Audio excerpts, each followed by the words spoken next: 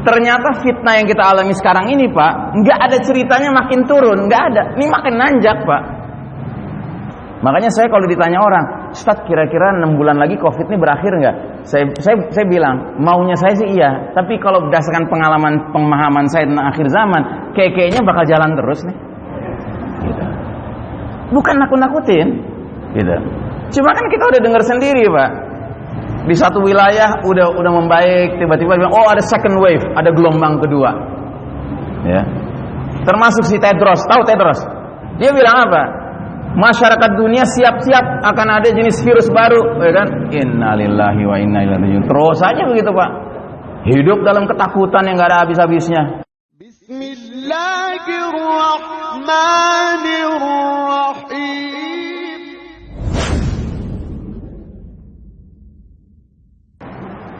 Nah, jadi jangan kita kira ya mereka ini orang baik-baik, Pak. Ini bukan orang baik-baik yang mimpin dunia hari ini, Pak. Ini orang jahat, gitu. Dan mereka ini suatu kaum yang punya ambisi. Nanti saya jelaskan, belum sampai kita ke situ.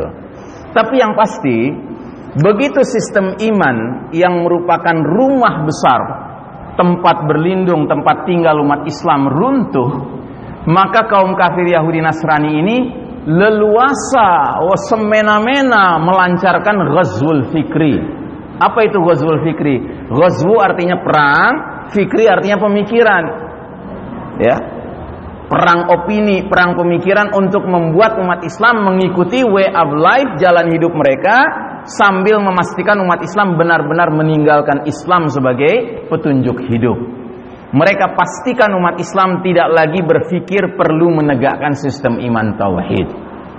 Makanya di negeri ini yang teriak-teriak sistem iman tauhid kagak ada, ya kan? Itu bukan orang kafir lagi, Pak.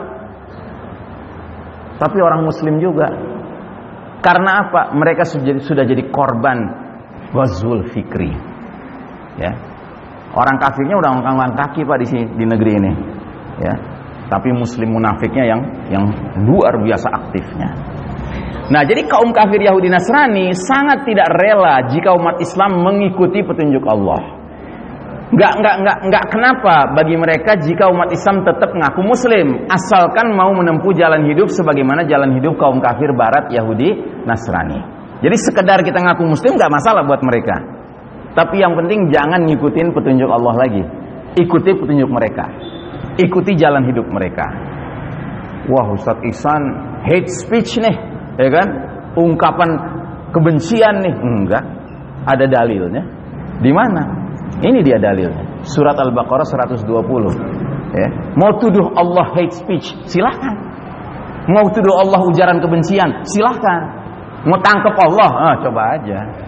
Gitu. Apa kata Allah? وَلَنْ تَرْضَ عَنْكَ الْيَهُودُ وَلَا النَّصَارَى حَتَّى تَتَّبِعَ مِلَّتَهُمْ. Dan kaum Yahudi serta Nasrani tidak rela kepada kamu Muhammad dan kepada umatmu Muhammad sebelum engkau dan umatmu mengikuti millah mereka, jalan hidup mereka.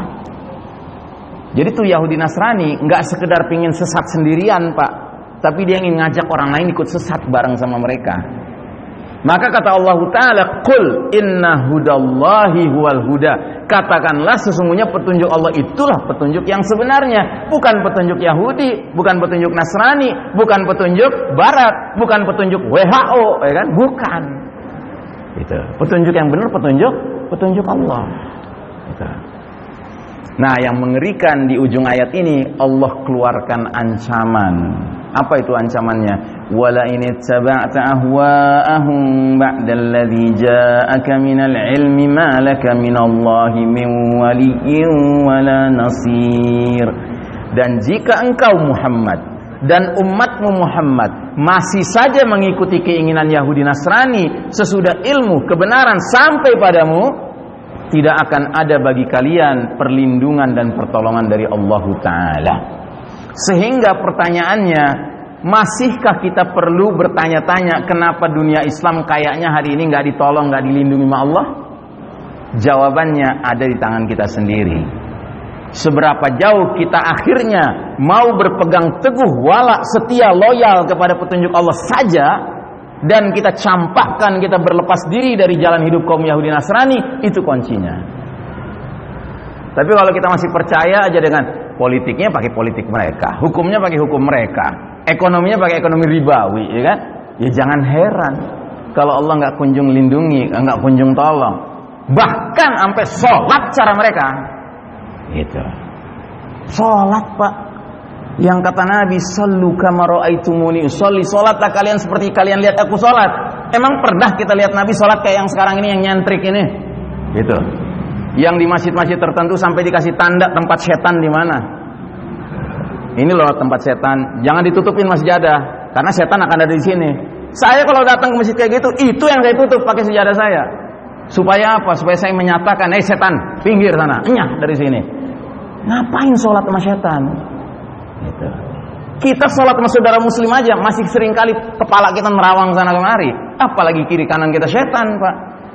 Apalagi ruang buat setan sampai 1,5 meter. La haula wala quwata illa billah. Berapa jogrogan setan tuh nongkrong di situ.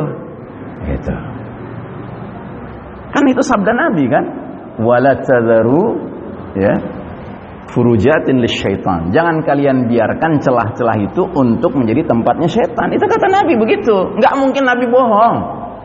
Kita nggak bisa ngelihat setan, Pak, tapi Nabi bisa ngelihat setan. Nabi nggak mungkin bohong. Ya. Makanya kalau kita mau sholat dengan sesama orang beriman, ya carilah tempat sholat yang nggak pakai tanda-tanda, gitu loh. Yang memang semuanya untuk orang beriman.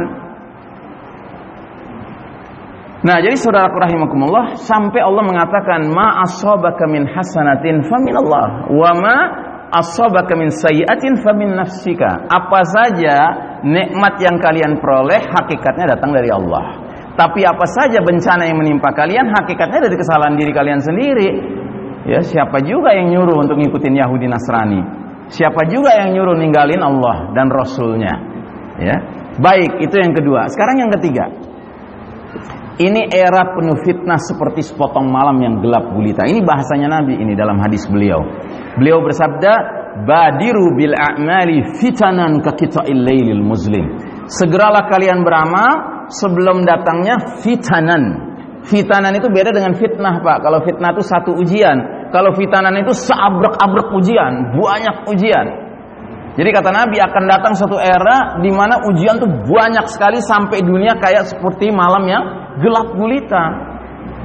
Maksudnya bukan gelap beneran, Pak, tapi kita dikepung sama nilai-nilai yang gelap. Nilai apa? Nilai kekufuran, nilai kemunafikan, nilai kesyirikan, nilai kemaksiatan, nilai kemungkaran, nilai kezaliman, nilai kedustaan. Itu di kiri kanan depan belakang kita banyak bener sekarang. Atau Anda nggak setuju? Anda bilang, enggak Ustadz, di mana-mana keadilan sedang tegak. Enggak Ustadz, di mana-mana kemakrufan sedang berlaku. Enggak Ustadz, di mana-mana keimanan yang ada, ketaatan yang kalau saya ada orang ngomong gitu, mendingan saya suruh wudhu sanalah. Lu baru bangun kali masih belekan loh. Gitu.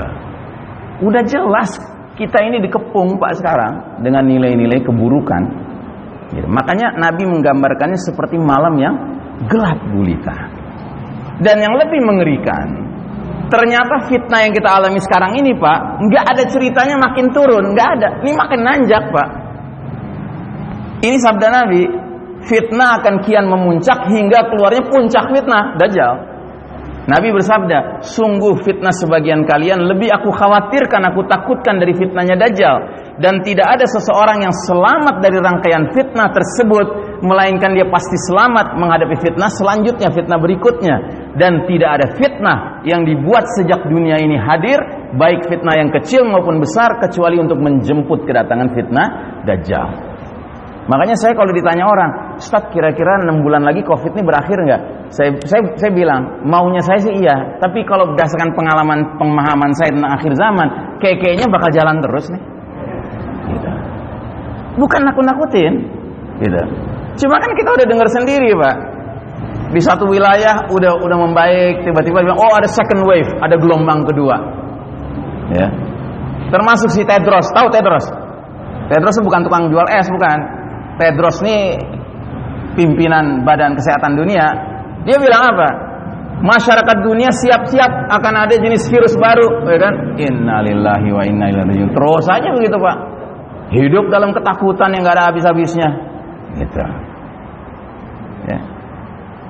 Nah, jadi saudaraku rahimakumullah, fitnahnya akan terus jalan, Pak. Makanya nggak ada cerita kita masih boleh main-main sekarang, Pak. Mari kita beriman, bertakwa yang sebenar-benarnya, supaya furqan ada dalam diri kita. Karena kalau furqan nggak ada, Pak, mereka bilang ini baik, kita ikutin, padahal buruk. Mereka bilang ini buruk, kita jauhin, padahal itu baik. Gitu. Dan ini sudah mulai terjadi sekarang. Ya. Berapa banyak umat Islam yang resek ngeliatin saudara-saudaranya yang katanya COVID meninggalnya, terus dibungkus kayak lemper masukin dalam kotak. Berapa banyak umat Islam yang resek hari ini? Udah sedikit, Pak, yang benar-benar peduli dengan bagaimana tata cara syariat dalam mengelola jenazah.